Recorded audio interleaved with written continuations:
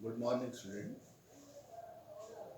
मैं तंजीम सर अपने चैनल और अपनी क्लास फिजिक्स कॉन्सेप्ट में एक बार फिर आप सभी का स्वागत करता हूँ और छोटी छोटी अच्छी वीडियो फिजिक्स कॉन्सेप्ट की आपके सामने लेकर आता हूँ।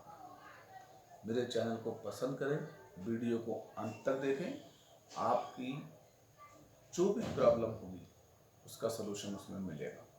तो आज हम आपको 3 टॉपिक पर बात करेंगे। एक तो अगर हमें कोई सदिश दिया है तो उस सदिश का मापांक कैसे निकालेंगे। दूसरा, अगर हमें 2 सदिश दिए हैं तो उन दोनों सदिशों का अदिश गुणन कैसे करेंगे। और तीसरा, अगर हमें 2 सदिश दिए हैं तो उन दोनों सदिशों का सदिश गुणन किस तरह से प्राप्त करेंगे। तो बच्चों, हम पहला, अगर हमें सदिश दिया है उस सदिश का मापांक कैसे लिखें। बहुत आसान तरीका है। देखें, आप क्या करा करें, पहले तो सदिश के मापांक को लिखा करें।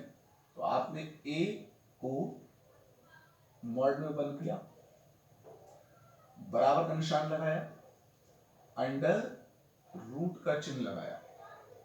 अंडर रूट के चिन्ह के अंदर 3 ब्रैकेट लिए और तीनों ब्रैकेट के अंदर आपने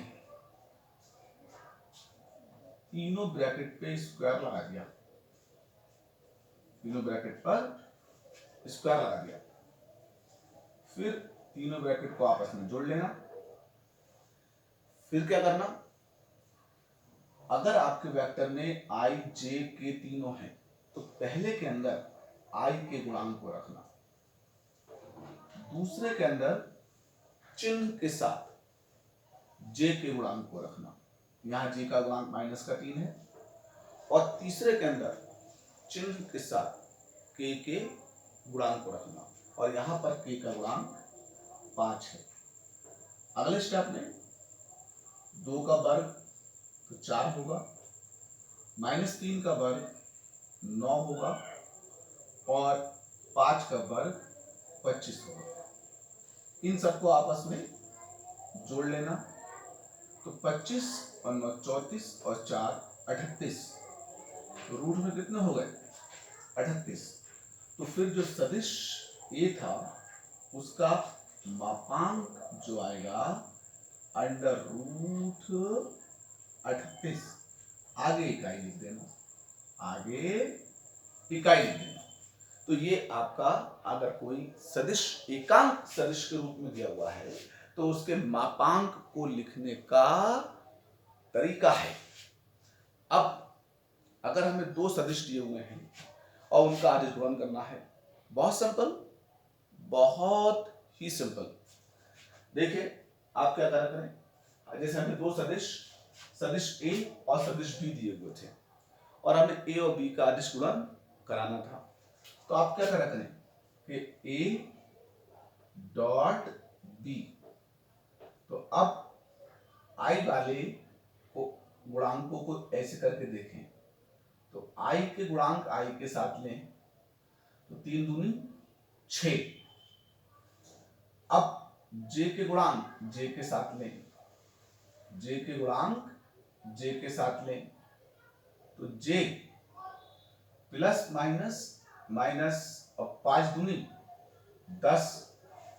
अब के गुणांक के साथ लें तो फिर ठीक है, इसमें कितना है गुणांक में? 1 है। तो फिर जब के पास कुछ नहीं लिखा है इसका मतलब 1 लिखा है, के साथ कुछ नहीं लिखा है इसका मतलब कितना लिखा है? 1 लिखा है। तो फिर अब प्लस माइनस माइनस और 3 एकम 3 एकम कितने होंगे? 3। तो आप सबको सॉल्व कर लीजिए। तो आपका ए डॉट बी 6 तो प्लस के हैं और माइनस के 13 हैं। तो कितने बचेंगे? माइनस के 7 जो बचेंगे वो इन दोनों का क्या आएगा, अदिश गुणन आएगा। क्या आएगा, अदिश गुणन आएगा। अब दो सदिशों के सदिश गुणन को देखते हैं।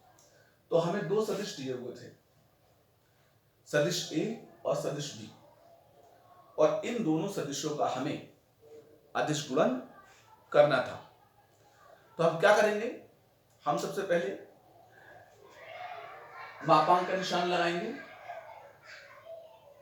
फिर आई जे के को हम रो बना के लिखेंगे, रो बना के। फिर आई के नीचे दोनों आई के गुणांक लिखें। ठीक है, पहले ए है बाद में बी है, तो ए वाला पहले आएगा और बी वाला बाद में आएगा। फिर जे के नीचे जे वाले गुणांक लिखें और के नीचे के जो गुणांक हैं वो लिखें। इसके बाद जब सॉल्व करें, आप पहले 3 बड़े ब्रैकेट लगाइए। 3 बड़े ब्रैकेट के अंदर 2-2 छोटे ब्रैकेट रखिए। 3 बड़े ब्रैकेट और 3 बड़े ब्रैकेट के अंदर 2-2 छोटे ब्रैकेट। अब छोटे ब्रैकेटों के बीच में, छोटे ब्रैकेट के बीच में माइनस के निशान को लगाइए। पहले ब्रैकेट पर आई, दूसरे पर माइनस जे और तीसरे पर प्लस के को लिखिए।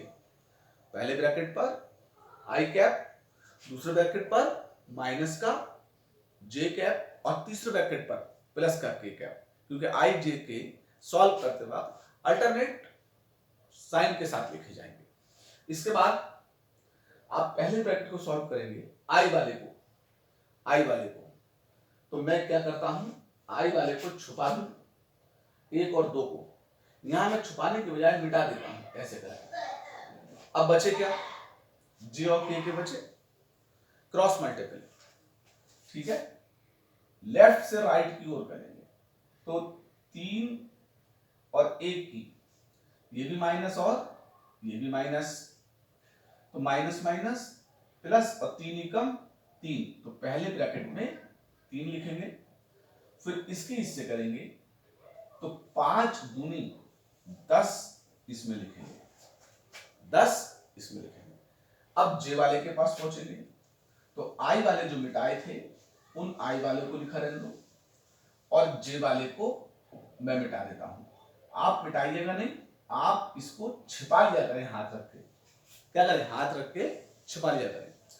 अब किसके बचे, आई और के, तो फिर से क्रॉस मल्टीप्लाई, इसके इससे तो प्लस माइनस माइनस और 3 एकम 3, तो पहले ब्रैकेट में माइनस का 3 लिखेंगे और प्लस माइनस माइनस दूसरे ब्रैकेट में माइनस का 10 लिखेंगे, माइनस का 10 लिखेंगे।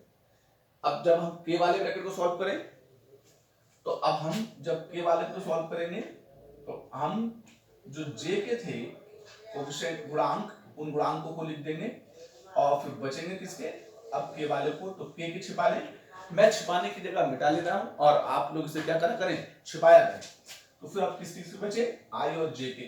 फिर क्रॉस मल्टीप्लाई, इसकी इससे तो 2 एकम 2 इसमें आएगा और plus minus, sorry minus minus plus, तो प्लस के 2 किसमें आएंगे, इसमें आएंगे। इस तरह से आपकी क्या होगी, ये डिटरमिनेशन टेबल जो थी, सारणिक बनी हुई जो थी, ये हल हो गई है।